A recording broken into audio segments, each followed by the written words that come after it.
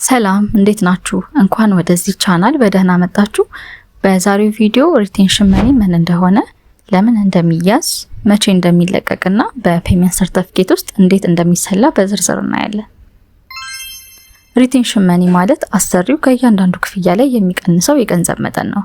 ይህ ገንዘብ ኮንትራክተሩ ስራውን በትክክል እንዲያጠናቅቅና ዲፌክት ላያቢሊቲ ፔሪድ ውስጥ የሚኖሩ ጉድለቶችን እንዲያስተካክል እንደ ዋስትና የሚያዝ ነው።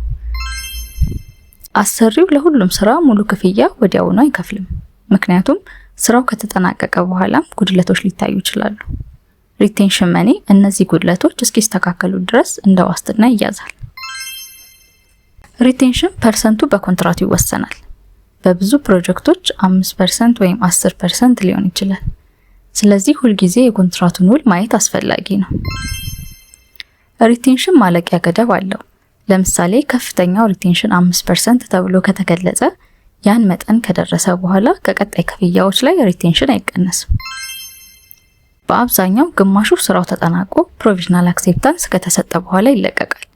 ቀሪው ግማሽ ዲፌክት ላያቢሊቲ ፔሪድ አልቆ ሁሉም ጉድለቶች ከተስተካከሉ በኋላ ይለቀቃል። ነገር ግን ይህም በኮንትራቱ መሰረት ሊለያይ ይችላል። ለምሳሌ ከረንት ፔመንት 1 ሚሊዮን ብር ቢሆን ሪቴንሽን 5% ሲቆረጥ 50,000 ብር ይሆናል። ስለዚህ 50,000 ብር ይያዛል ማለት ነው። ብዙ ሰዎች ይህ ያምታታቸዋል።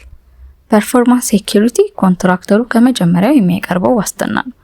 ሪቴንሽን ደግሞ ከእያንዳንዱ ፔመንት ሰርቲፊኬት ላይ የሚቀነስ ገንዘብ ነው። ሪቴንሽን መኒ ምን እንደሆነና እንዴት እንደሚሰራ በተወሰነ መልኩ ግልጽ ሆኖላችኋል ብዬ ተስፋ አደርጋለሁ።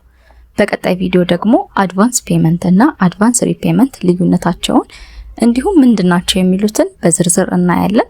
ይህ ቪዲዮ ጠቃሚ ሆኖ ካገኛችሁት ላይክ፣ ሼር እንዲሁም ሰብስክራይብ አድርጉ። ጥያቄዎቻችሁን ደግሞ ኮሜንት ላይ ጻፉልኝ። አመሰግናለሁ።